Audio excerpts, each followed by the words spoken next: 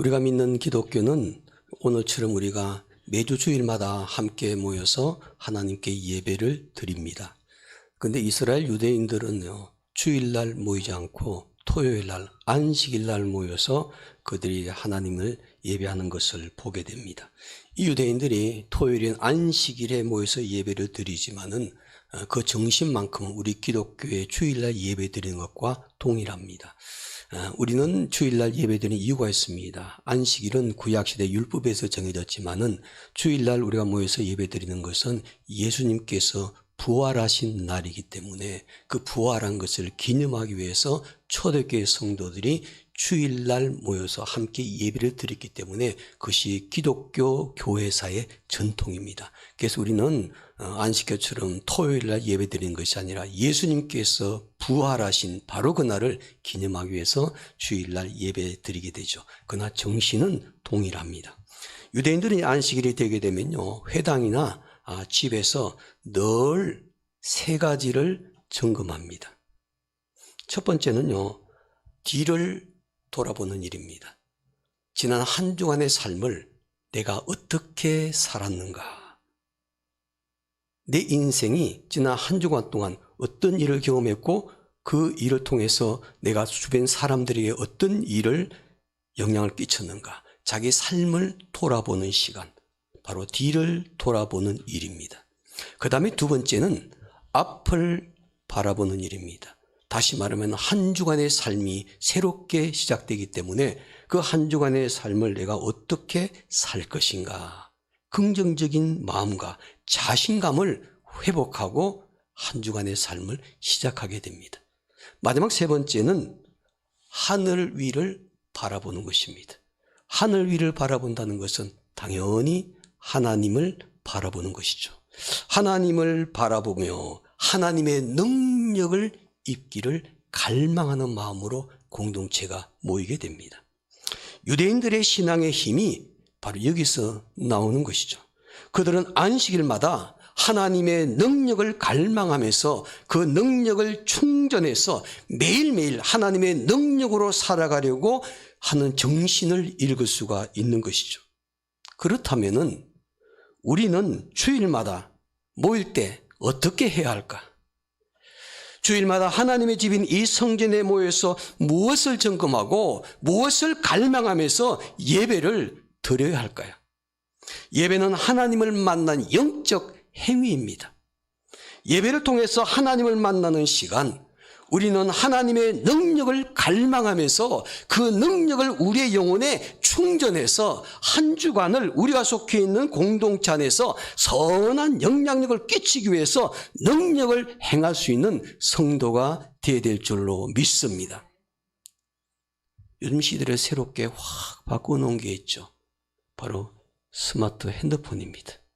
요즘에 핸드폰 안 가지고 있는 사람은 없습니다. 거의 다 소유하죠. 심지어 어린이집 간 애들도 핸드폰 갖고 있습니다. 우리보다 더 핸드폰을 잘 활용해요. 핸드폰이 우리의 삶을 바꿔놓았습니다. 우리나라의 최고의 핸드폰, 회사 이름 말씀드리지 않겠습니다. S사의 핸드폰. 뭐 사람들이 그걸 갖고 싶어 하죠. 명품 갖고 싶어 하고. 이미 유럽에서는 그 회사 핸드폰이 갖는 것이 부의 상징인 것처럼, 그래서 직장 다니는 첫 번째 월급 받으면 그거부터 먼저 살려고 젊은이들이 줄을 선다고 합니다. 여러분, 핸드폰이 아무리 비싸고 핸드폰이 아무리 아름답고 아무리 최신의 기술을 탑재했더라도요, 이것 없으면은 무용지물입니다. 충전이 되어 있지 않으면은, 배터리에 충전이 되어 있지 않으면은 아무리 비싼 핸드폰도 사용할 수가 없어요. 아무리 아름다운 핸드폰, 기능이 다양하더라도 내 그 핸드폰에 충전되어 있지 않으면은 그는 사용할 수가 없어요. 무용지물입니다. 오늘 저와 여러분들이 매주일마다 이 성전에 나와서 예배를 드리는 것은 하나님을 갈망하면서 하나님의 능력을 우리의 영혼에 충전하는 시간입니다. 우리가 핸드폰 가지고 나갈 때 그러잖아요. 저도 늘 그렇지만은 배터리의 양을 먼저 확인하지 않습니까? 그래서 이게 모자랄 것 같으면 불안해요. 그래서 보조 배터리를 가지고 다니기도 하고, 아니면 충전하기도 하고. 그래서 늘 습관적으로 움직일 때마다 얼마만큼 충전되어 있나, 얼마나 남았나 확인을 하잖아요. 근데 그것이 절반 이하로 떨어지면 불안하잖아요. 그러나 100% 막 채워져 있으면 나갈 때 든든합니다. 별거 아닌데도요. 여러분, 이 성전에 나와서 주일마다 예배드려 나갈 때 하나님의 능력을 충전할 때 50%만 충전해서는 안 됩니다. 여러분, 몇 프로 해야 될까요? 100% 충전하셔야 돼요. 나갈 때 10% 아니고 곤란하죠. 아예 충전도 못하고 돌아가게 되면 안 됩니다. 100% 충전하고 이 성전에 떠나가게 되면 한 주간의 삶을 살아가는데 자신감이 생깁니다. 만약 하나님의 능력으로 충전받지 못하고 내 영혼의 그 배터리가 거의 방전 직전에 있다면 이 성전에서 떠날 때 내 마음이 영혼이 불안해 하셔야 됩니다. 하나님의 능력을 가득가득 충전시켜서 100%의 충전 가지고 한 주간의 삶을 살아가게 될 때 오늘 저와 여러분들이 한 주간의 삶을 우리의 능력이 아니라 하나님의 능력으로 삶을 사는 그런 사람들이 될 줄로 믿습니다. 성경 가운데 여러분 어떤 말씀을 가장 좋아하세요? 66권이 다 물론 좋죠. 그러나 여러분들에게 한 절만 말씀을 드려요. 어떤 말씀이 가장 좋으세요? 난 이 말씀 때문에 너무 은혜를 받았어. 나는 이 말씀이 내 인생을 송두리째 바꿔 놓았어. 이 말씀만큼은 잊을 수가 없어. 그 말씀을 암송하고 계시나요? 우리가 여름 캠프 때 요즘 못하지만 코로나19 이전에는 여름 캠프 할 때마다 좀 치사하지만요. 밥 먹을 때마다 뭐 하라 그러잖아요. 그거 안 하면 돌려보내고 성경 암송하라 그러잖아요. 성경 암송을 했는데 근데 그게 얼마나 가던가요? 아침 먹고 암송 안 하면 점심 먹을 때 다 잊어버려요. 왜? 당연히 그러셔야 돼요. 점심을 먹게 또 새로운 걸 외워야 되니까.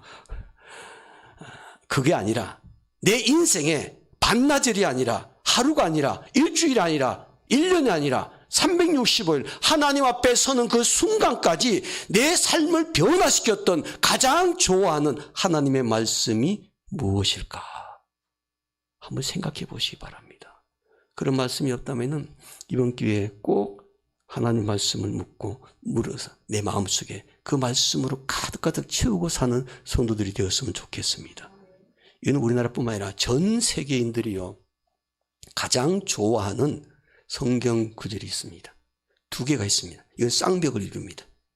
첫 번째는 요한복음 3장 16절입니다. 하나님이 세상을 이처럼 사랑하사 독생자를 주셨으니 이는 저를 믿는 자마다 멸망치 않고 영생을 얻게 하려 하십니다.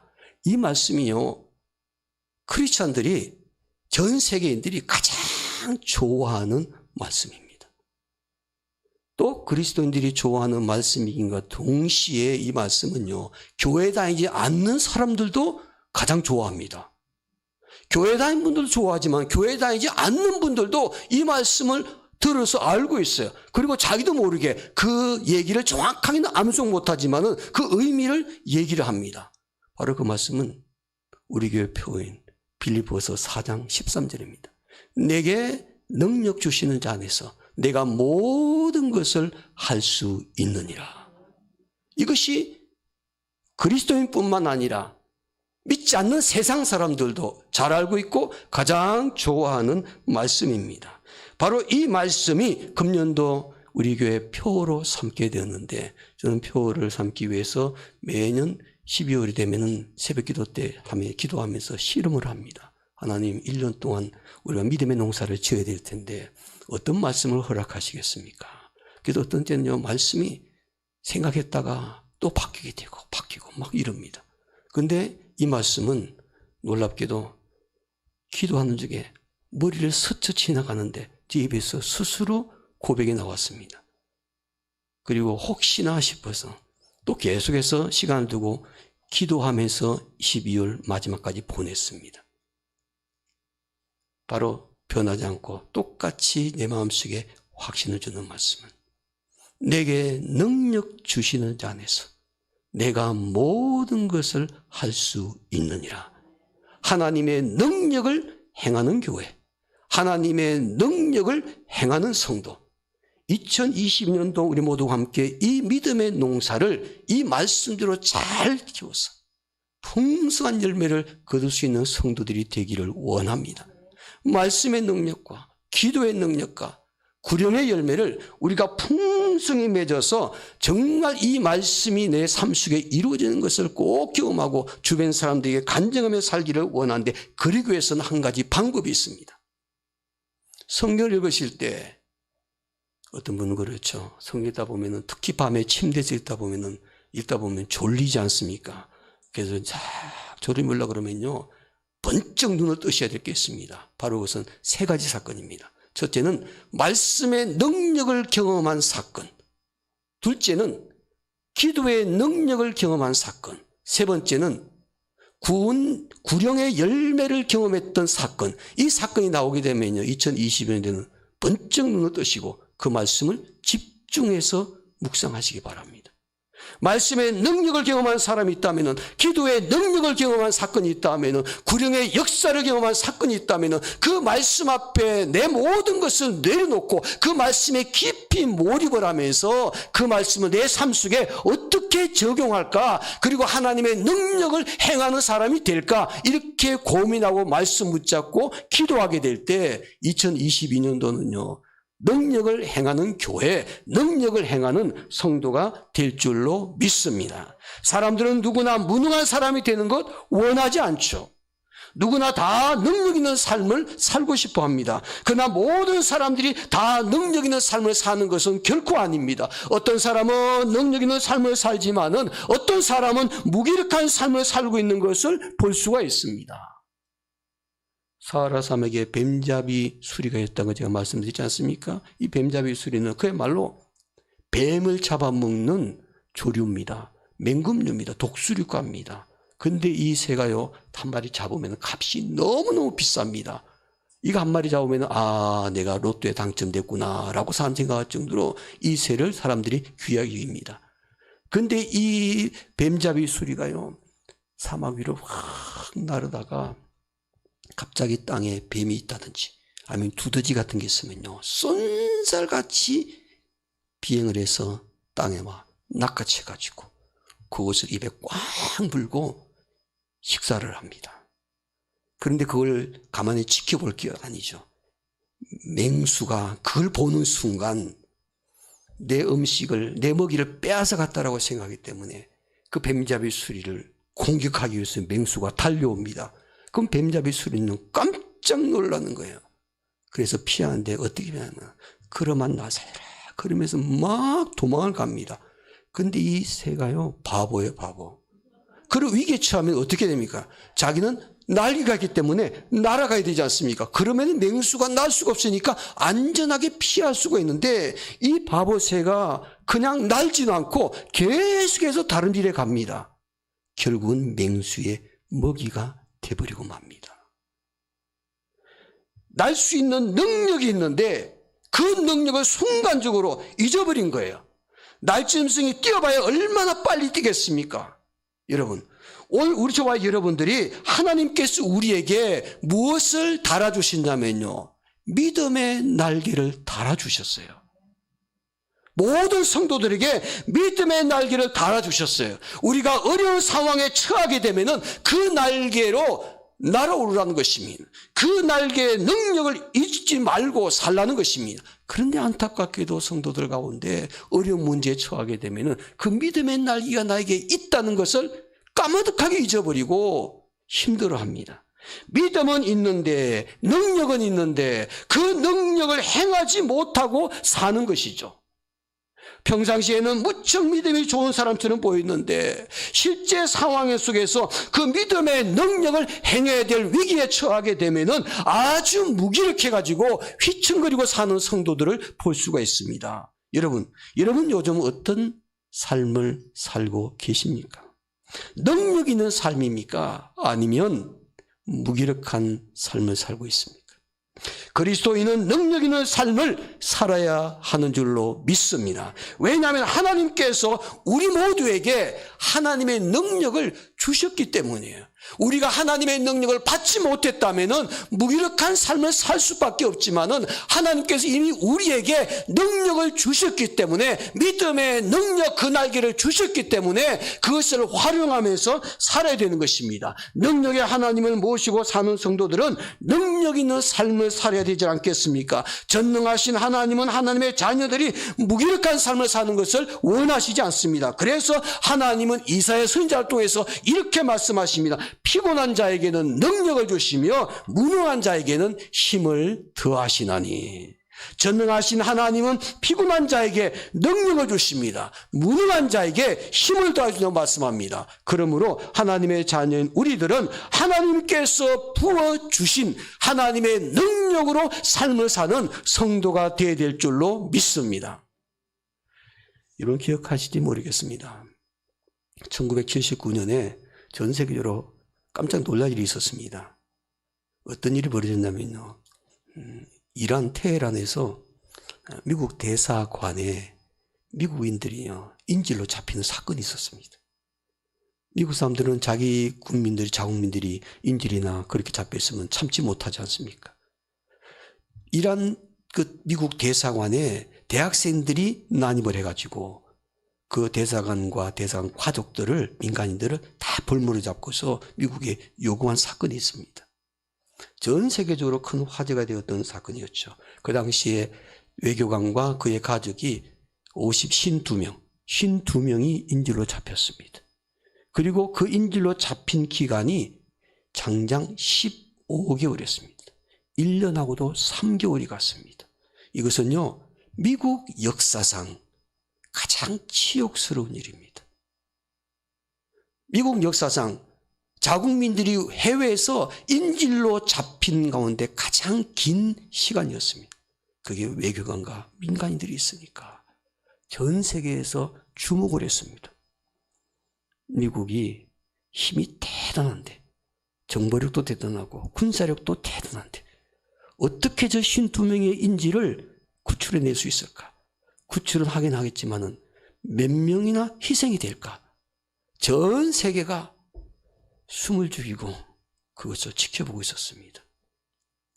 그때 미국에서는요, 자존심이 걸리는 문제였습니다. 어떻게 해서라도 인질 52명을 빨리 구출하기 위해서 비밀리에 CIA에서 국방부와 함께 작전을 펼쳤습니다. 그 작전이 뭐냐면요, 미국 내에 있는 초능력자들을 다 찾았습니다. 초능력자들을 수배를 해가지고 그들을 직업군유로 만들었습니다. 그리고 국방부 한 지역의 비밀스러운 장소의 벙커에다가 그 사람들을 딱 같이 합숙을 하면서 그 사람들이 자기의 초능력을 발휘할 수 있게끔 계속 지원하면서 훈련시켰습니다.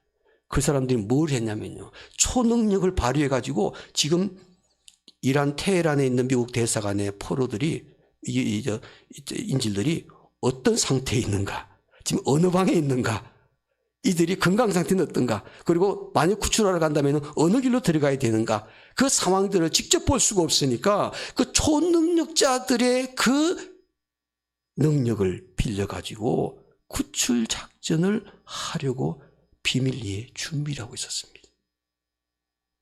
그런데 이 사건이 어떻게 알게 됐냐면요, 계속 비밀리에 붙여지는데 최근에 이제 그 비밀 서류가 해제되는 그 시점이 됐기 때문에 그걸 공개해 보니까 그런 일이 있었다는 거죠. CIA와 미 첩보기관이 총동원해가지고 군사적으로 훈련된 사람이 천리안 작전이라고 하고 이것을 찾아내려고 했습니다. 이 사람들이요, 계속해서 정보를 제공했습니다. 그 보고서에 의하면요, 해제된 보고서에 의하면은 이런 내용이 나옵니다. 그 초능력자들이 모여서 그것을 다 해가지고 데이터를 수집해갖고 보고한 내용은 60%는 틀리고 40%만 비슷했대요. 그래서 결국은 돈을 엄청나게 쓰고도 그 정보를 활용하지를 못했다. 결국 자연스러운 외교 관계에서 이제 해결이 되게 됐죠. 그러니까 돈만 낭비한 거죠. 초능력자들을 모아서 그들의 능력의 힘을 빌렸지만은 그들도 인간인지라 한계점이 있었습니다.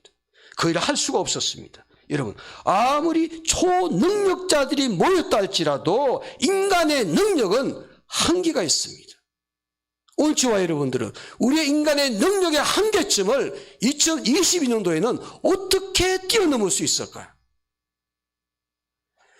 버클리라는 유명한 신학교 교수님 박사님이십니다. 이분은 원래 헬라어를 가르치신 분이세요. 신학교 공부하신 분들은 다 느낄 겁니다. 모든 과목이 다 힘들지만 제일 힘든 게 성경 원어인 헬라어예요. 히브리어예요. 근데 이분이 그 교수로 재직할 동안에 자기 수많은 제자들 가운데 최고의 학점을 받은 학생이 있었습니다. 그 학생은 절대로 이 교수님이 은퇴할 때까지 잊을 수가 없다고 그랬습니다. 왜냐하면 그 학생이 시각장애인이었기 때문이었습니다. 앞을 보지 못하는 신학생이 그 어렵고 어렵다는 그 헬라어를 최고의 학점, 그 교수님이 가르칠 때 그보다 더 최고의 학점이 나오지를 않았답니다. 그래서 이분이 감동되었어요.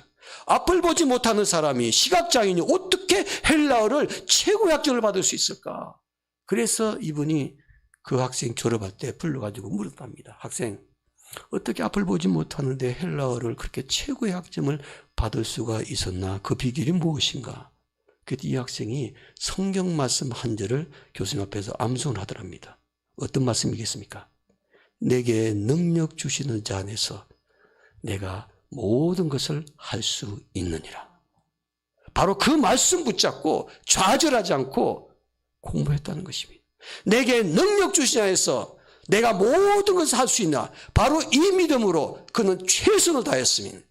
그리고 그 장애를 뛰어넘었습니다. 여러분, 하나님의 능력을 확신하며 고백했던 사도 바울은요, 기독교 역사상 누구보다도 가장 위대한 일을 했던 인물이지 않습니까? 그 바울이 이 말씀을 고백한 것입니다. 내게 능력 주시는 자에서 내가 모든 것을 할 수 있느니라. 바울은 하나님의 능력을 확신하면서 하나님의 능력으로 일하는 사람이었기 때문에 위대한 일을 할 수가 있었던 거죠. 할 수 없다고 생각하는 사람은 그 일을 할 수가 없습니다. 그러나 할 수 있다고 생각하는 사람은 그 일을 할 수가 있습니다. 나의 능력이 아니라 하나님의 능력으로 무슨 일을 할 수 있다라고 다 생각하는 사람들은 하나님께서 그에게 은혜 주실 때 어려운 문제 돌파할 수 있는 줄로 믿습니다. 한 해 동안도 내게 능력 주신 자 안에서 내가 모든 것을 할 수 있느니라. 이 말씀을 우리 태명교회 모든 성도들은 다 암송했으면 좋겠습니다. 이미 암송하신 분이 많이 계시겠지만 꼭 암송하셔서 여러분의 삶 속에 적용하며 살았으면 좋겠습니다. 그런데 여러분, 우리의 현실은 어떻습니까? 2022년도가 희망찬 새해라고 말하기에는 너무나 궁색합니다. 우리 이미 코로나 팬데믹의 시대에 2년을 지내왔어요. 사실 한 3개월이면 끝날 줄 알았어요. 한 1년이면 끝날 줄 알았어요. 아니요. 2년이면 끝날 줄 알았어요. 아직도 끝나지를 않았습니다. 그러면서 2022년도가 시작이 되었습니다. 전문가들은 말합니다. 언제쯤 끝날까? 좀 암울하지만요. 우리 마스크 벗는 거 이거 금년 내도 못 벗을 것 같아요. 지금 전문가들이 생각하기를 연말쯤 되면은, 금년도 12월 달쯤 되면은 마스크를 벗을 수가 있을 것 같은데 야외에서만 벗을 수 있을 것 같다고, 실내에서는 계속 쓰고 있어야 될 것 같다고, 이렇게 암울한 전문가들의 견해입니다. 그런데 우리 태명교회 성도 여러분, 우리가 이 코로나 팬데믹 시대 속에 궁금하시죠? 언제쯤 끝날까? 언제쯤 코로나 끝날까? 오미크론도 언제쯤 끝날까? 궁금하시는데 저에게 찾아와서 묻지 마시기 바랍니다. 저는 모릅니다. 제가 기도해도 하나님께서 매달 며칠날 끝난다고 말씀을 안 해주세요. 알 수가 없어요. 제가 그것을 응답받았다면은 제가 당장 전문가 그룹에 들어가가지고 제가 이 정책을 펼 거예요. 그럼 우리 태명교회 사역을 못하겠죠? 그래서 하나님께서 안 가르쳐 주시는 것 같아요. 근데 중요한 것은요, 우리는 언제 끝났을까? 그게 궁금합니다. 하나님께서 말씀하세요. 그거 궁금해하지 마라. 언제 끝날지 그거 궁금하지 마라. 코로나 팬데믹 시대 속에 어떻게 내가 믿음 생활하고 살 것인지 그걸 생각해라. 끝나지 않지만은 끝나지 않은 상황 속에서 내가 어떻게 믿음 생활을 할 것인가, 내가 어떤 모습으로 삶을 살 것인가, 이 어려운 환경 가운데 내가 어떻게 살아가, 여기에 더 관심을 가져야 됩니다. 마치 주님의 재림을 기다리는데 예수님의 재림이 언제일까 날짜가 궁금해갖고 날짜를 궁금해서 맞추려고 하는 것이 아니라 분명히 재림은 있을 것인데 그 재림 때까지 내가 어떤 신앙의 모습으로 살 것인가에 관심을 갖는 것이 올바른 신앙입니다. 우리가 코로나 팬데믹 시대가 계속 진행되고 있지만은 이 상황 속에서 우리의 관심은 무엇이 되야 되냐면요, 언제쯤 끝날 거가 아니고 이 어려운 환경 가운데서 어떻게 살 것인가, 어떻게 믿음 생활하면서 주변 사람들에게 그리스도인으로서 선한 영향을 끼칠 수 있을 것인가, 여기에 관심을 두셔야만 합니다.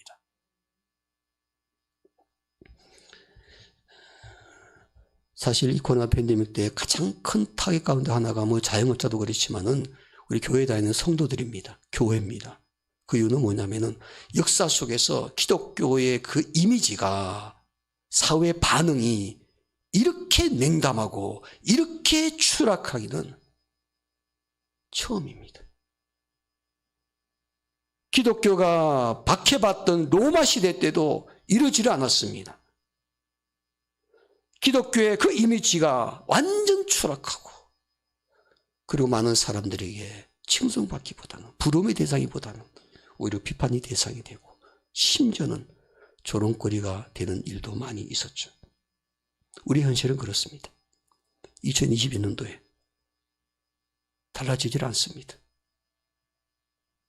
그럼 우리가 어떻게 해야 될까? 그러기 때문에 빌립보서 4장 13절 말씀이 필요합니다. 이럴 때일수록 우리는 어떻게 해야 될 것인가? 언제 끝날지 날짜를 궁금해 기다리는 것이 아니라 어떻게 살 것인가? 이 코로나 팬데믹 시대가 계속 진행 상황 속에서 어떻게 살 것인가? 바로 그것은 능력을 행하는 성도로 사는 것입니다. 우리의 능력을 세상 사람들에게 보여주셔야만 합니다. 그리스도인으로서 어떻게 살고 있는지 우리의 능력을 세상 사람들에게 보여줘야 되고, 우리 교회가 작지만은 세상 속에서 어떻게 믿음 생활하는지 교회의 역할을 그들에게 보여줘야만 합니다. 성도들이 말씀 붙잡고 말씀의 능력으로 삶을 살아가는 그 감동적인 모습을 세상 사람들에게 보여줘야 되고, 우리가 어렵고 힘들 때 기도했을 때 기도 응답받고 기도의 능력을 경험했던 것을 세상 사람들에게 보여줘야 되고, 이 상황 속에서도 우리의 영혼을 구원하는 그 능력을 세상 사람들에게 보여줄 수 있는 그런 교회가 되게 될 때 교회 이미지가 달라지게 될 것입니다. 오늘 저와 여러분 모두가 함께 하나님의 능력을 행하는 한 해를 꼭 보내게 되기를 원합니다. 그래서 우리 모두가 함께 우리의 삶의 공동체, 믿지 않는 사람들과 함께 직장생활하는 그곳에서도 내가 말씀의 능력으로 사는 것을 보여주고, 기도의 능력으로 문제를 해결하는 것을 막 보여주고, 영혼을 구원하는 모습을 막 보여주고, 그렇게 될 때 우리 교회가요, 그 이미지를 회복할 수가 있습니다. 아무리 지금 상황 속에서 돈 많이 퍼주고 베풀어도요, 그렇게 우리가 돈 쓴 것만큼 그 이미지가 올라오질 않습니다. 실제 우리의 삶을 통해서 이미지 제고를 하셔야만 합니다. 그러게 하나님께서 우리에게 이런 말씀을 주셨다고 믿습니다. 우리는 어려운 환경 가운데, 그래 실제로 그 어려운 환경 가운데 있을 때 무엇이 필요할까? 여러분, 우리는 이렇게 생각합니다. 우리가 말씀대로 살려고 할 때 우리가 처한 그 1년 동안 환경이요, 그 말씀대로 사는데 참 좋은 환경이면은 참 좋겠다는 생각이 있습니다. 저도 그렇죠. 믿음 생활하기에 좋은 환경일 때 말씀의 능력도 경험하고 기도의 능력도 경험하고 구원의 역사도 경험하고 말이죠. 여러분, 그런데 하나님의 능력을 드러낼 수 있는 가장 좋은 때가 언제인 줄 아십니까? 가장 어려운 때입니다. 가장 힘든 상황에 처했을 때 바로 하나님의 능력을 보여줄 수 있는 기회라는 것입니다. 하나님께서 우리에게 말씀해요. 너희들의 능력을 보여달라. 그 하나님의 능력을. 모세도 그렇게 살았습니다. 오늘 저와 여러분들도 그렇게 살아야 되고 바울도 그렇게 살았습니다. 저와 여러분이 그렇게 살아야만 합니다.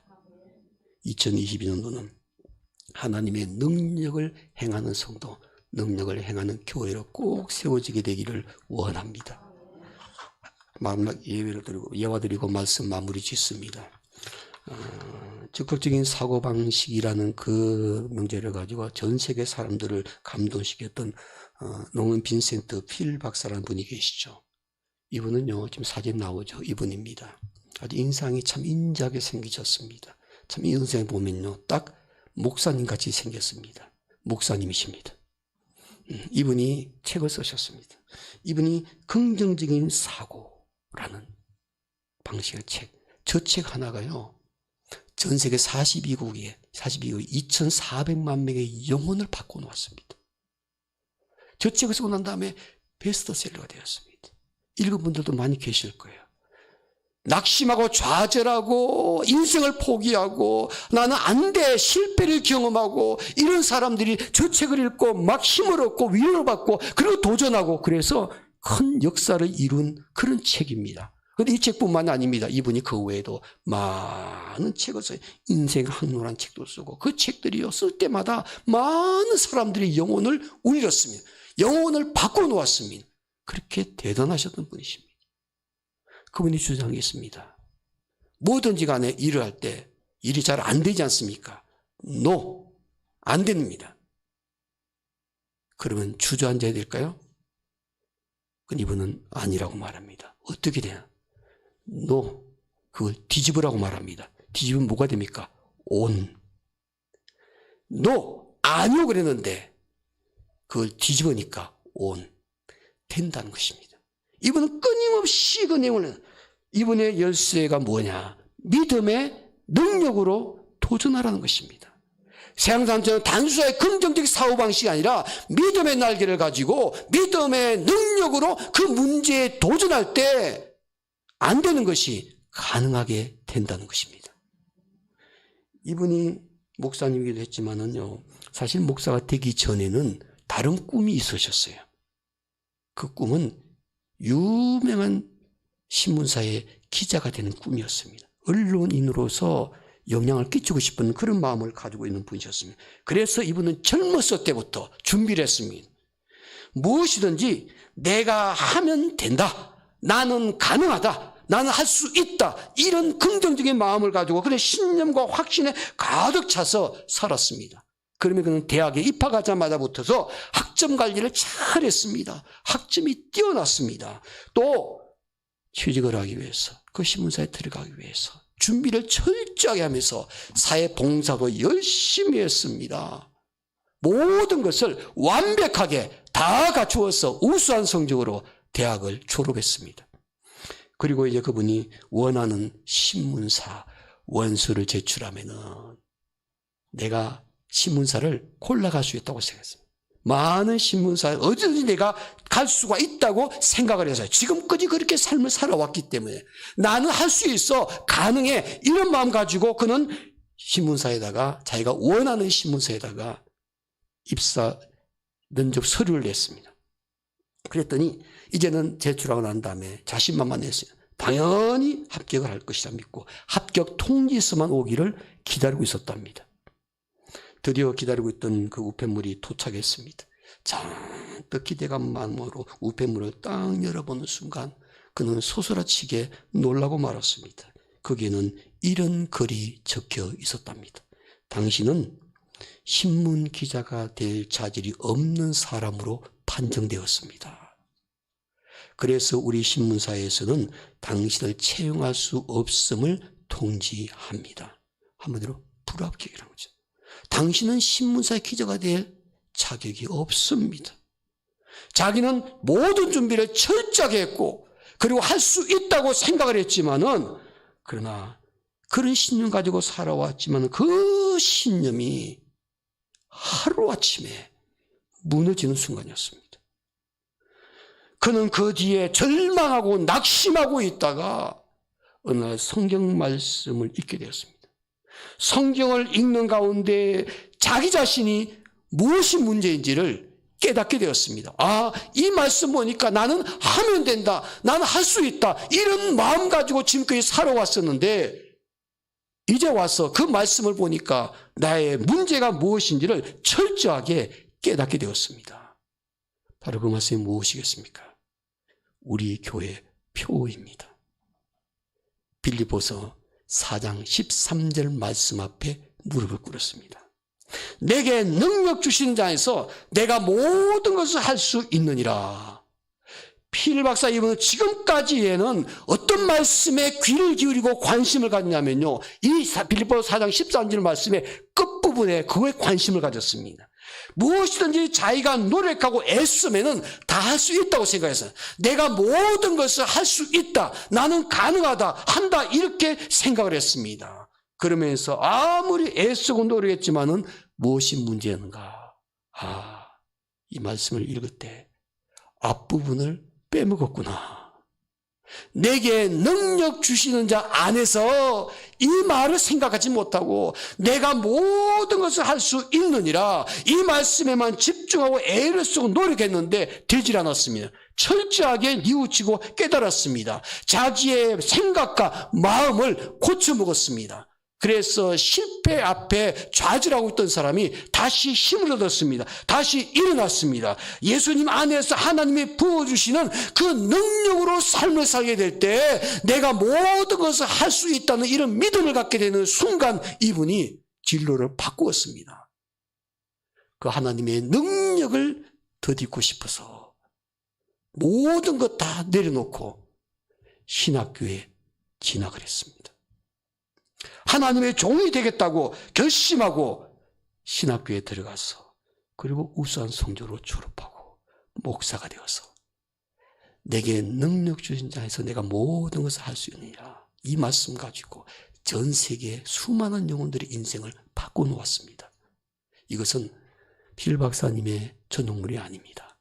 오늘 저와 여러분들에게 주신 하나님의 말씀입니다. 이것이 2020년도 우리 태명교회 모든 성도들에게 우리 삶의 지침이 되는 그런 말씀이 꼭 될 때 우리는 모두와 함께 이 코로나 팬데믹 시대가 끝나지 않을지라도 바로 이때가 하나님의 능력으로 사는 환경이다라는 것을 생각하시고 도전할 수 있는 여러분과 제가 되기를 주님의 이름으로 축원합니다. 기도하겠습니다.